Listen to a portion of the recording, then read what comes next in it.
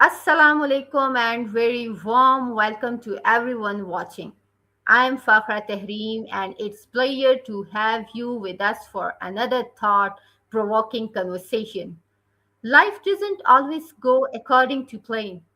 We all face moments of disappointment, unexpected setbacks, and challenges that test our resilience. Yet, history has shown us that many of the world's greatest achievements were born from failure, persistence, and the courage to try again. Today, we are exploring the inspiring topic learning from failure, turning setbacks into opportunities. Joining us is our special guest, ChatGPT, an AI assistant that shares knowledge, practical insights, and evidence based perspective on personal growth, resilience, and success. Together, we will explore how failure shapes character, build confidence, and help us unlock new opportunities for growth. So let's begin. Many people consider failure a sign of weakness. From your perspective, why should we see failure as a valuable part of the learning process? Well, failure feels uncomfortable, but it's actually one of the richest teachers we have. When things don't go the way we hope, we get a clear look at what doesn't work. And from there, we can adjust, refine, and reframe. In fact, many breakthroughs in science, art, and even business came only after repeated failures. So rather than weakness, failure can be seen as feedback, a sign that we're on the path, but not at the destination yet. It's part of growth, not the opposite of it. Does that idea connect with your own experience? Okay, so what are the most common reasons people struggle to recover after experiencing failure, and how can they overcome those barriers? Hmm, that's a great question. Commonly, people get stuck because of fear of judgment, fear of trying again, or they tie failure too closely to their self worth, like thinking, I am a failure, not just I experienced a setback. And some expect instant success. So when it doesn't happen, the disappointment feels heavier than it needs to. A practical way through is reframing. Instead of, why did I fail? Ask, what did this show me? Building small, realistic steps restores momentum. And surrounding yourself with mentors or peers who normalize setbacks makes recovery less isolating. It's about to temporary stage of learning. Okay, so how can someone distinguish between a temporary setback and a genuine needs to change their goals or strategy? Hmm, that's a very thoughtful distinction. If goals still matter, but the approach isn't working, it's usually a signal to adjust the strategy, not abandon the goal.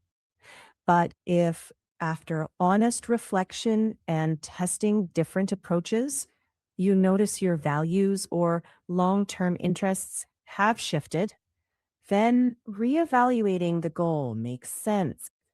A good test is to ask, do I still care deeply about this? If yes, refine the method. If no, give yourself permission to pivot. It's not quitting, it's choosing alignment. instead of grinding against what no longer fits. Okay, good answer. So, what practical steps can students and young professionals take immediately after a major disappointment to regain confidence and momentum?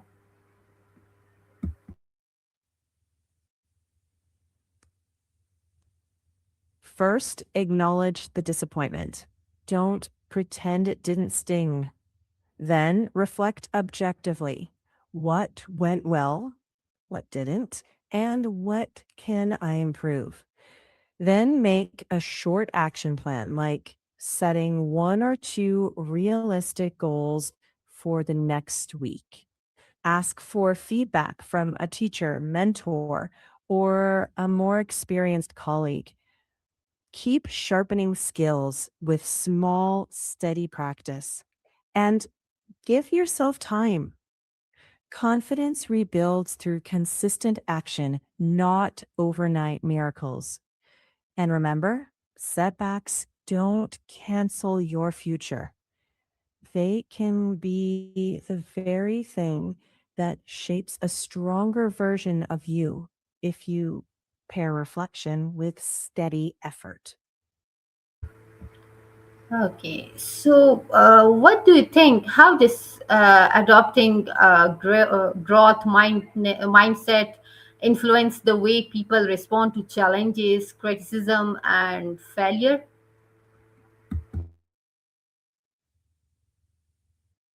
Another excellent question.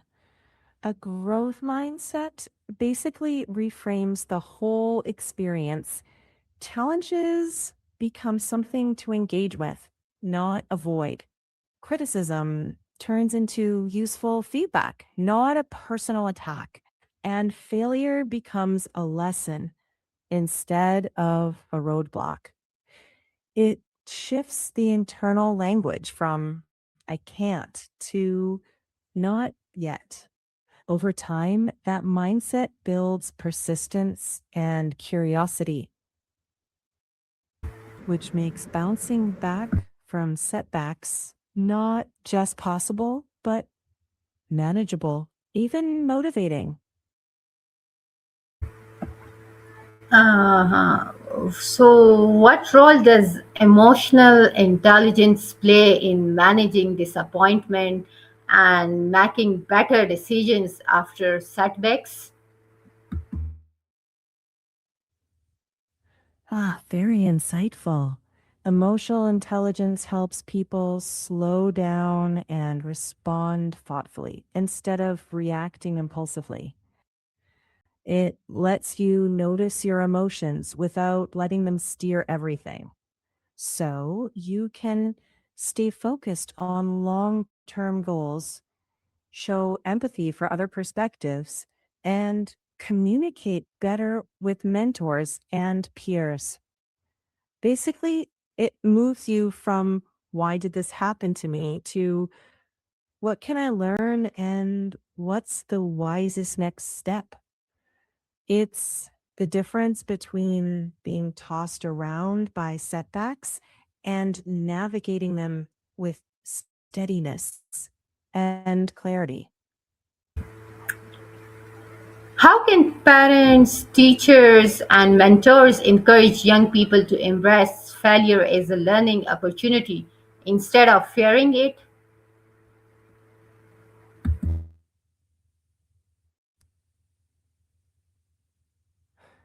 Great question. Adults can create a safe space where mistakes aren't shamed but discussed. Praise effort and growth, not just perfect results. Share stories of people who used setbacks as stepping stones. Encourage reflection by asking, what did you learn? Or what might you try differently next time? And model it themselves, sharing their own missteps and lessons. When young people see that adults also stumble but keep going, they learn that resilience isn't perfection, it's persistence. With guidance and encouragement, setbacks become practice rounds, not dead ends, which is a powerful shift for a lifetime. If you could leave our audience with three practical habits that help transform failures into future success, what would they be?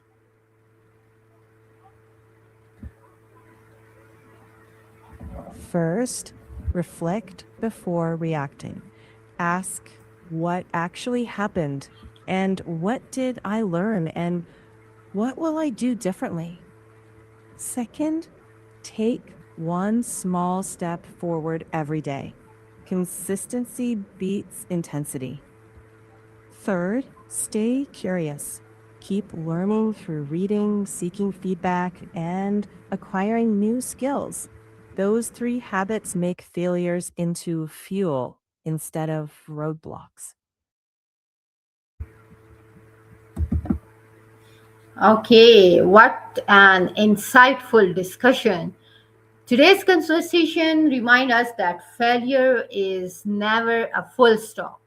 It's a comma that gives us the chance to write a stronger next chapter.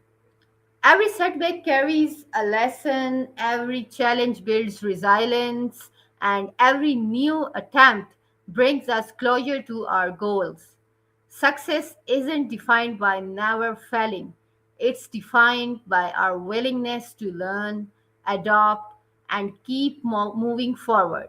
And a sincere thank you to ChatGPT for sharing such valuable insights, and thank you to all of our viewers for joining us today. If you enjoyed this interview, don't forget to like, share, and subscribe for more meaningful conversation on personal development, education, artificial intelligence, and lifelong learning.